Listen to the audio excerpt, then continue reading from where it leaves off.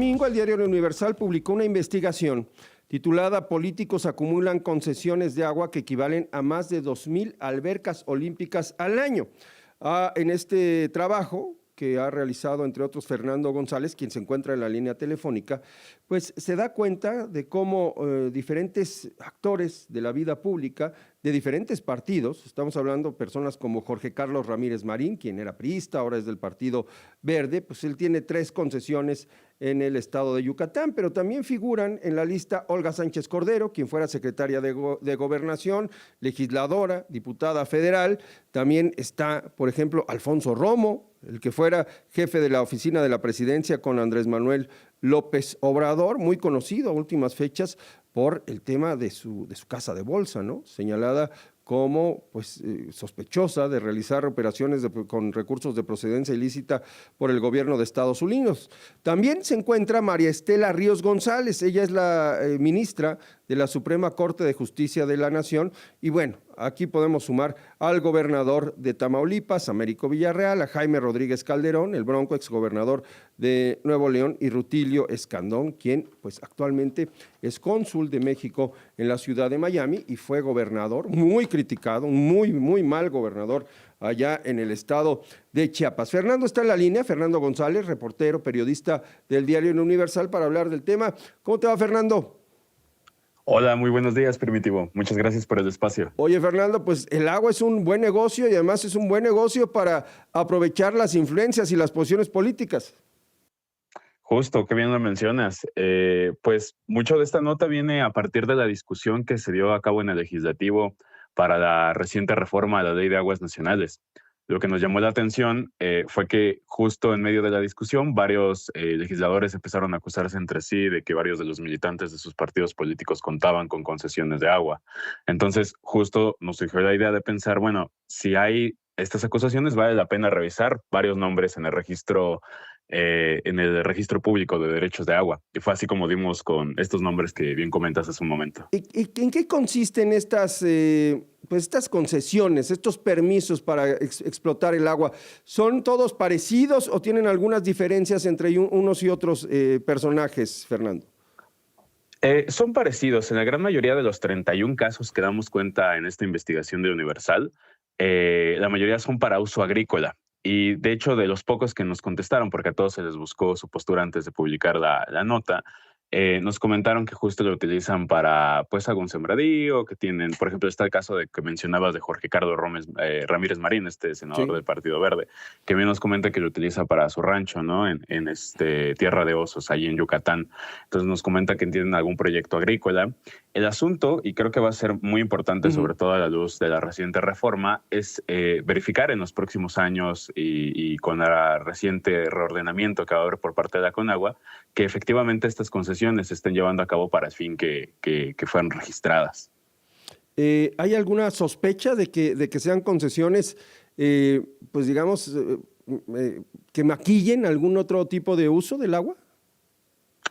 Pues por el momento no hay indicios, digamos, claros que podamos apuntar para ello. Sería mentir plantear, digamos, un indicio, pero también hay que decirlo y está ampliamente documentado el uso de concesiones para usos distintos a los que fueron registradas.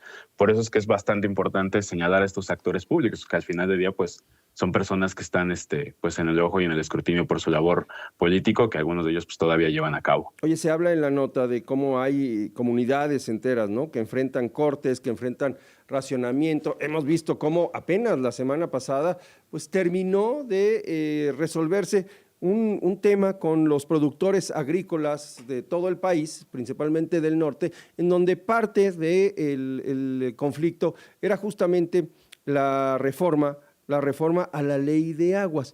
Hay privilegios, hay quienes finalmente pues tienen un mejor trato por parte de o aprovechan la ley a partir de su posición política para pues sacar beneficio más allá de lo que pasa con la mayoría de quienes ocupan el líquido. Sí, por supuesto. Eso me parece que está ampliamente documentado y es una de las razones por las cuales creo que también se impulsa esta reforma a la Ley Nacional de Aguas, polémica también hay que decirlo y que también habrá que cuestionar el seguimiento, porque pues también una de las fuentes que entrevistábamos para hacer esta investigación, una fuente que pidió el anonimato y que fue cercana al trabajo de la Conagua, pues nos comentaba que ahora se concentra en el Estado, digamos, la reasignación de estas concesiones y eso puede dar riesgo a opacidad en la reasignación de estos títulos. Y pues en lo que comentas, pues por supuesto, creo que hay un caso que mencionamos y que está ahí documentado, es el de Alfonso Romo Garza, ¿no? El ex jefe de la oficina de la presidencia. Durante el sexenio de Andrés Manuel López Obrador, de él está ampliamente documentado. Nosotros buscamos concesiones a su nombre, que en este caso solamente aparece una, que es la de 600,000 metros cúbicos de agua al año, pero se sabe que varias de sus empresas pues tienen varias concesiones, digamos. Entonces ahí se amplía todavía más la mirada. Que eso fue algo que se dio a conocer, me parece que en 2021, 2022, por ahí un reportaje de la plataforma Conectas. Entonces, esto es el caso de políticos, pero pues también hay empresas, o sea, los acaparadores existen y el asunto es no dejar de echarles el ojo ahora que se plantearon estos nuevos cambios a la ley. Justamente ese es un tema o es un punto de los que enarboló, ¿no?, el oficialismo, el gobierno y también Morena y aliados en el legislativo para promover esta ley de aguas, ¿no? Combatir a los acaparadores.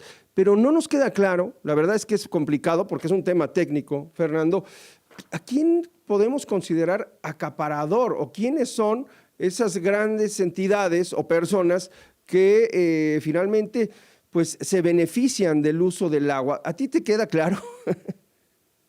No, creo que justo eso es uno de los grandes retos que tenemos también como comunicadores para plantear quiénes son realmente estos acaparadores, si son más bien empresas, si son más bien personajes.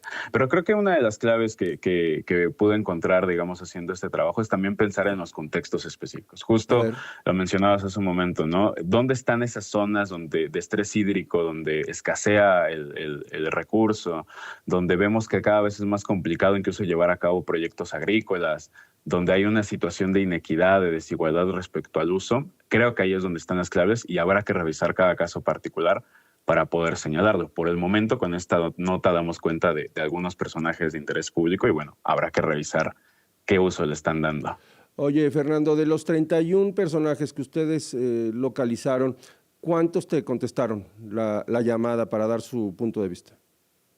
Aproximadamente, no tengo bien aquí, pero son como 7, 8, a lo mucho. La gran mayoría fueron por escrito, fueron que nos comunicamos justo a sus personas que le llevan comunicación social, que le llevan prensa y nos mandaron un escrito de por medio, ¿no? Por ejemplo, fue el caso de la ministra María Estela Ríos González, ¿no?, que también nos comentó vía correo electrónico. Pero sí, fueron pocos, la verdad. Y creo que eso no necesariamente les juega bien, porque al final tener una concesión es completamente legal y tener un proyecto es completamente legal, hay que decirlo. El asunto es que sea transparente cómo se está utilizando el uso del agua. Creo que es importante para la ciudadanía y para que pues, pueda seguir de ese rastro. Sí, no necesariamente esto tiene que ser un ilícito, ¿no?